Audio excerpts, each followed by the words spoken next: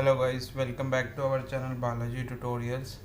सो guys, आज के session में हम लोग class 9th quadrilaterals chapter number 8 exercise 8.1 start करेंगे। सो आज वाले सेशन में हम लोग एक्सरसाइज 8.1 के 3 क्वेश्चंस कवर करेंगे। बाकी के हम लोग नेक्स्ट वीडियो में कवर करेंगे। सो वीडियो स्टार्ट करने से पहले प्लीज़ चैनल को लाइक, सब्सक्राइब एंड शेयर कर दीजिएगा। सो गाइस, स्टार्ट करते हैं क्वेश्चन नंबर 1 से, जो कि है the angles of quadrilaterals are in the ratio 3:5:9:13। Find all the angles of the quadrilateral। हमें क्वाड्रिलेटरल के चारों एंगल्स के रेशियोज दे रखे हैं। हमें क्या करना है, उन एंगल्स की वैल्यू निकालनी है। ठीक है। तो सबसे पहले हम क्या करते हैं, इन चारों एंगल्स के बीच का कॉमन रेशो लेट कर लेते हैं। सो फर्स्ट ऑफ ऑल हम क्या करेंगे, let the common ratio between the angles be x. ठीक है। सो क्या करेंगे हम लोग, let the common ratio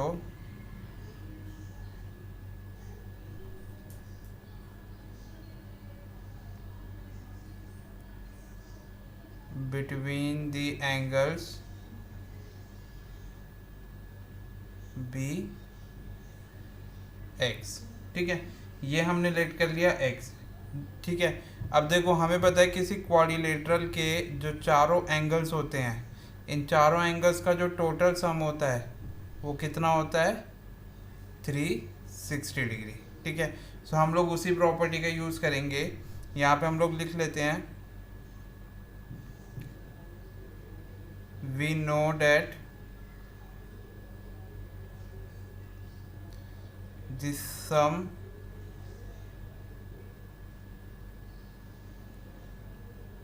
of the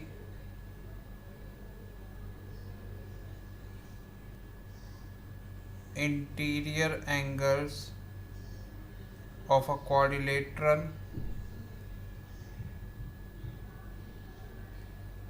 is 360 degree. ठीक है। सो इंटीरियर एंगल्स का टोटल सम कितना होता है, 360 डिग्री। सो हम लोग लिख सकते हैं, सो नाउ 3x प्लस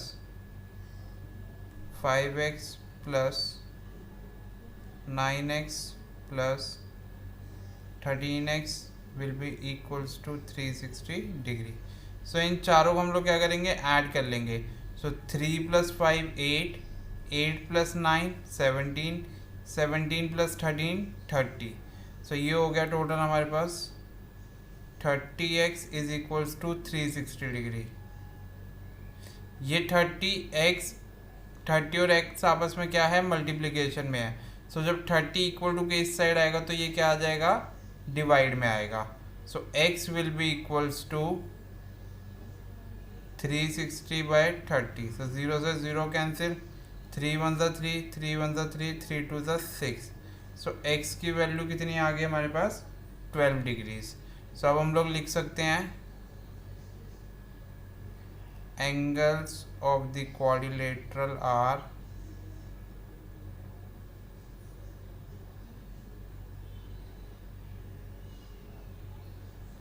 क्या क्या हो जाएंगे, 3x is equals to 3 × 12 that is 36 degree. Second हमारे पास क्या है, 5x, तो ये हो जाएगा 5 × 12। सो ये हो गया हमारे पास 60 degree.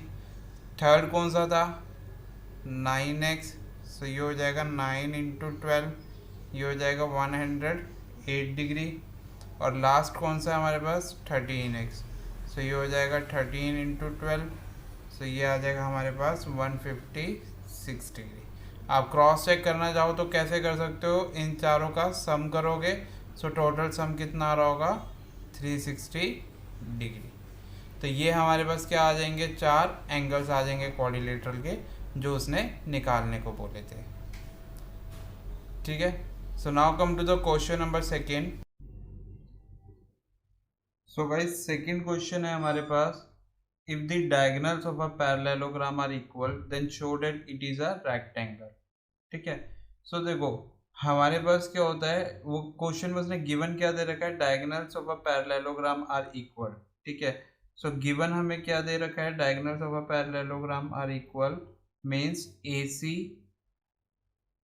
Is equals to B D, ये हमें उसने गिवन दे रखा है, ठीक है।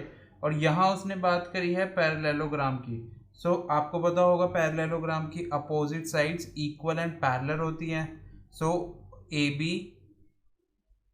Is equals to D C and A D is equals to B C, एक ये चीज़ हो जाएगी, ठीक है।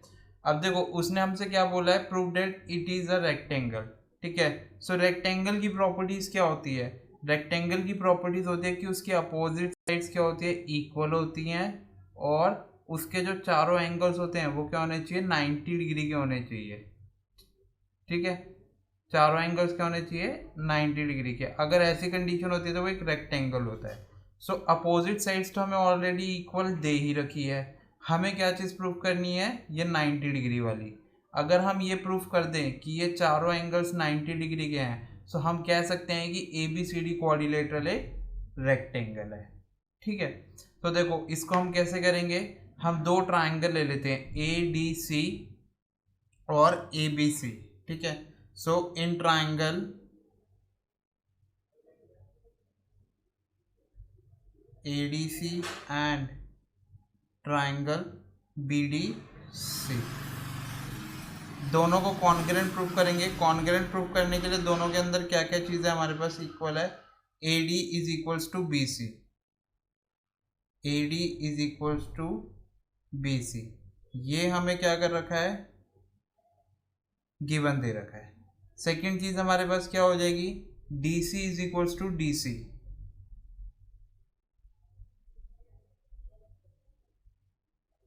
ये क्या हो गया हमारे पास, कॉमन।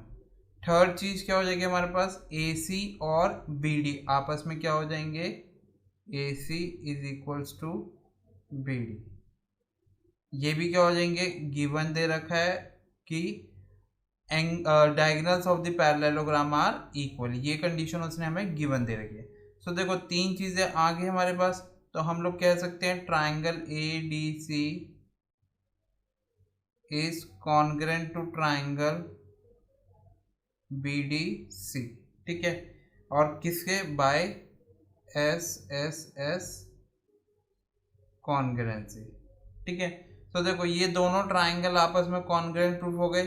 तो अब हम लोग लिख सकते हैं कि ये वाला जो एंगल है, एंगल D और एंगल C, इन दोनों को हम लोग लिख सकते हैं आपस में equal, angle D is equals to angle C by CPCT, ठीक है। अब देखो एक चीज समझो, आपने लाइंस एंड एंगल्स वाले चैप्टर में एक चीज पढ़ी थी कि जब दो लाइंस पैरेलल होती है और एक ट्रांसवर्सल उसको कट कर रही होती है, तो यहाँ पे जो बनने वाले दो एंगल्स होते हैं, मतलब ट्रांसवर्सल के एक ही साइड पे जो इंटीरियर एंगल्स बनते हैं, उनका टोटल सम कितना होता है, 180 डिग्री, राइट। सो इस कंडीशन को ऐसे सपोज करो, BC और AD दो पैरेलल लाइंस है, DC उसको ऐसे कट करके निकल रही है, मतलब DC as a transversal work कर रही है यहाँ पे। सो यहाँ पे जो एंगल बन रहे हैं, एंगल D हो गया और एंगल C हो गया, इन दोनों का जो टोटल सम होगा वो कितना होगा, 180 डिग्री। सो हम लोग लिख सकते हैं इसको, इक्वेशन नंबर 1 एज्यूम कर लो। तो हम लोग लिख सकते हैं angle D plus angle C is equals to 180 degree, ठीक है। रीजन में हम लोग क्या लिखेंगे,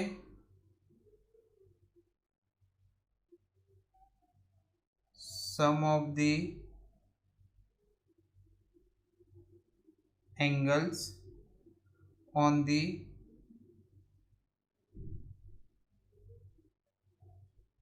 same side of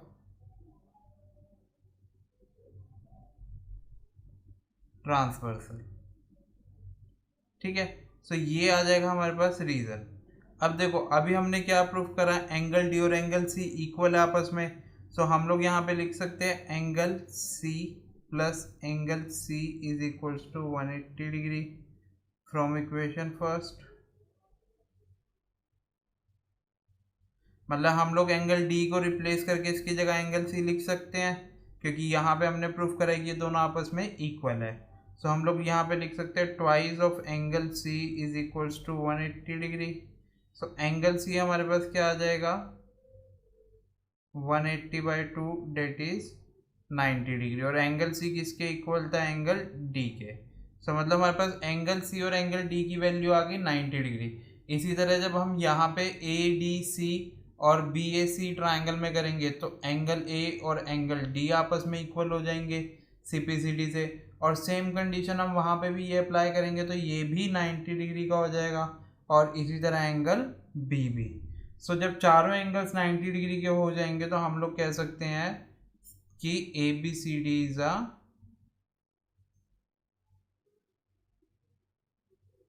rectangle.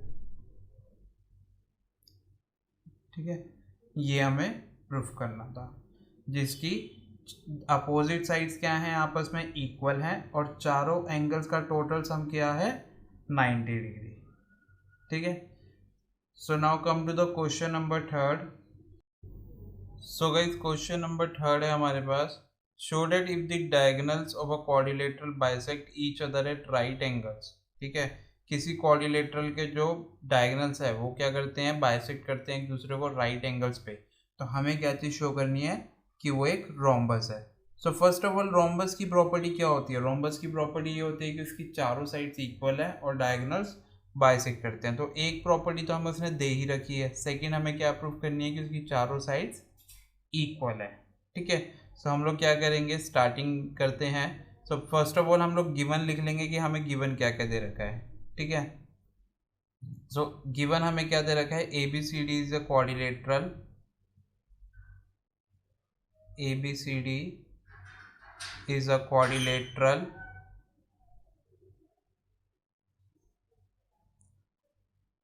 whose diagonals bisect each other at right angles, whose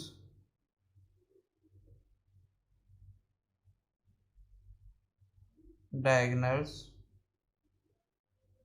bisect each other at right angles। ठीक है, तो इट मीन्स गिवन डेट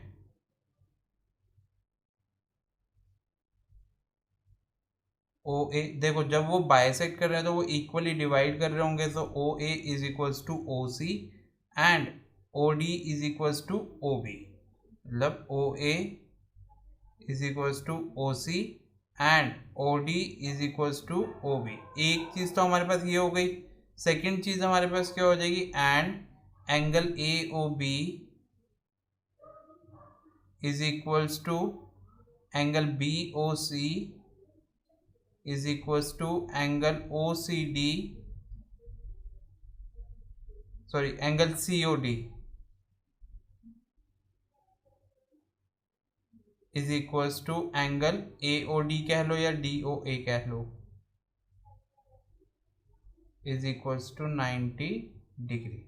ठीक है, अब सेकंड चीज क्या लिखनी है हमें, कि हमें शो क्या करना है, to show that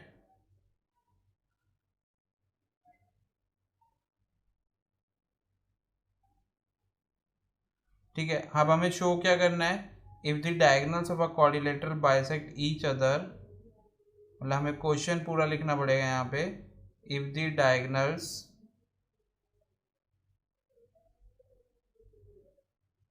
of a quadrilateral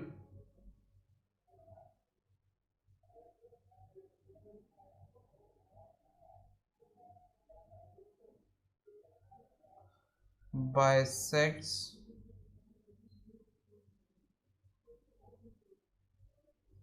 each other at right angles, then show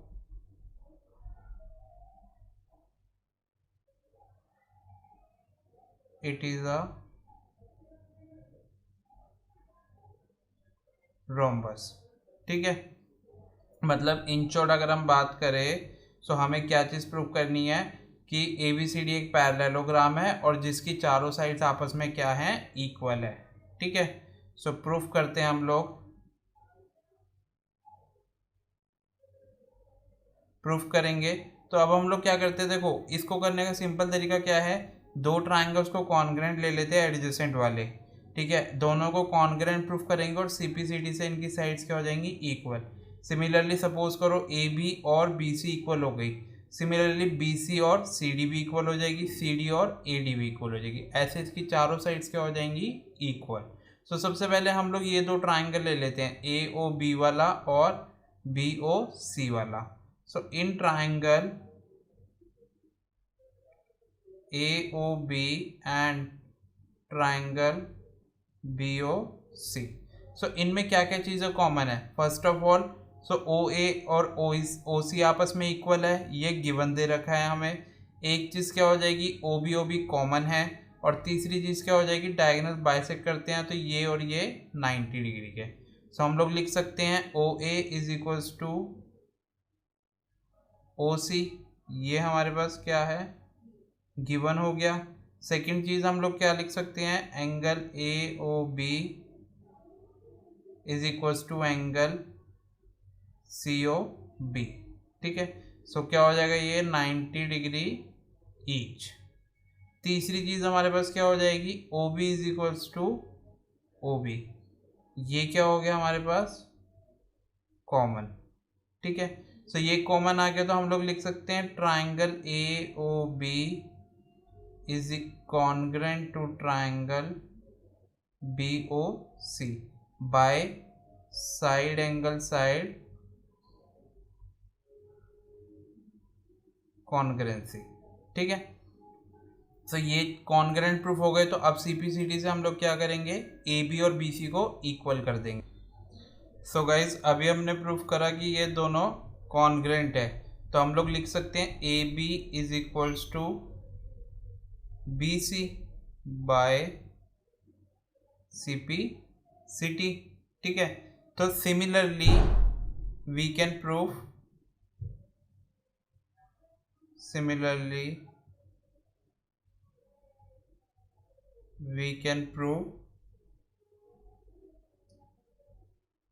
BC will equals to CD, मतलब ये वाली इसके इक्वल हो जाएगी और CD AD के इक्वल हो जाएगा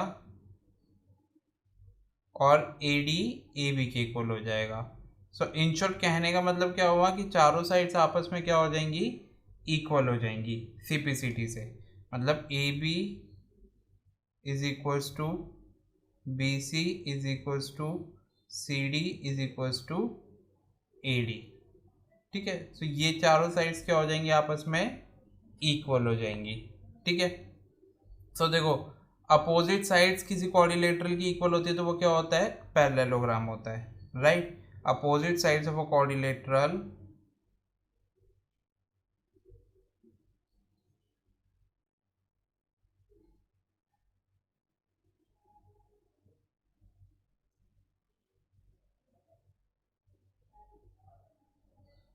are equal,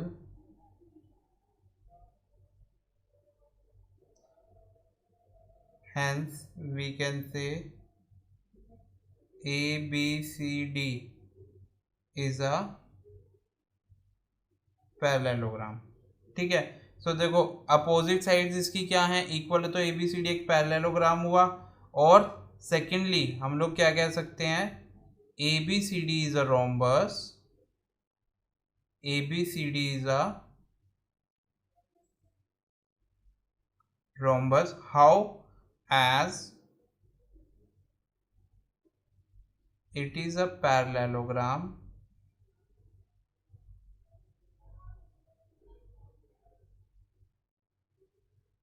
whose diagonals